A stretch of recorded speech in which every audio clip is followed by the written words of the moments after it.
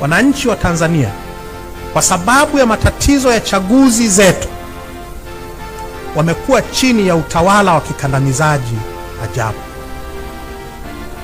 Umasikini wa Watanzania sio umasikini ulioamuriwa na Mungu.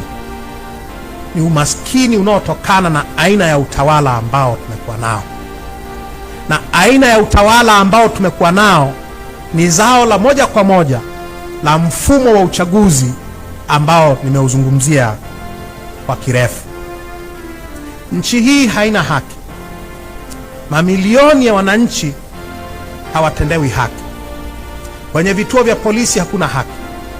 Kwenye mahakama zetu hakuna haki. Mahospitalini hakuna haki. Kwenye taasisi za elimu hakuna haki. Nchi hii hakuna haki mahali popote. Na yote ni kwa sababu tunatawaliwa na watu ambao wako madarakani kwa sababu tu ndio wanaoamua kura ya nani ihesabike na ya nani isihesabike. Ndio wanaoamua nani atangazwe kuwa mshindi wa uchaguzi na nani asitangazwe. Kwa hiyo, kwa wananchi wa Tanzania, kwa makundi yetu, kwa mamilioni yetu, wajibu wetu mkubwa ni kujikomboa.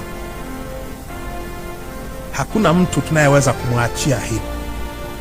Hakuna mjomba atakaye kuja kutusaidia. Hakuna shangazi atakaye kuja kutusafishia hili jumba ambalo limechafuka kiasi hiki kwa sababu ya utawala usiotenda haki. Kwa hiyo, katika siku zitakazofuata baada ya leo, tunakuja kwa Watanzania. Tunakuja nchi nzima. Tutakwenda kanda ya kusini. Tutakwenda kanda ya Nyasa. Tutakwenda kanda ya magharibi. Tutaenda kanda ya Victoria na Serengeti na kanda ya kati. Tutaenda kanda ya kaskazini. Tutaenda Pemba na Unguja. Tutakuja Tanzania. Kuanzia sasa, kauli mbiu yetu iliko hakuna uchaguzi. Wakikuambia kajiandikishe kupiga kura, waulize je,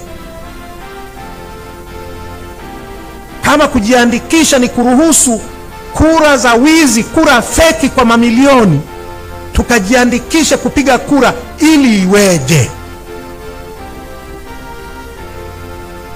Wakituambia tukapige kura, tuwaulize ili iweje?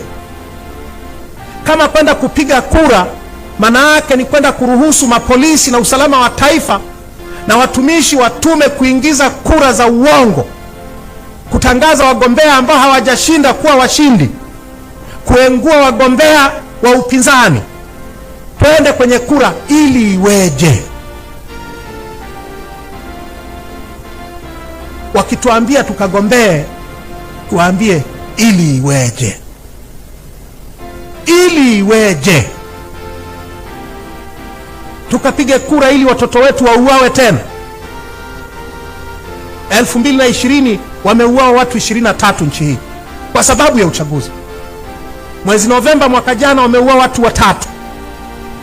Uchaguzi mkuu 2015, 2010, kila uchaguzi mkuu tumezika watu kwa sababu ya uchaguzi.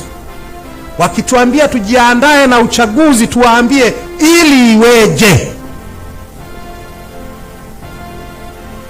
Tuwaambie badala yake jukumu letu ni kupata mabadiliko yatakayowezesha chaguzi za kweli.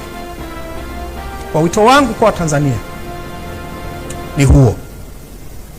Ya uchaguzi ibadilike. Mabadiliko ya kisheria, kwa sababu ni lazima sheria za uchaguzi zibadilike ili tuweze kuwa na chaguzi huru na za haki.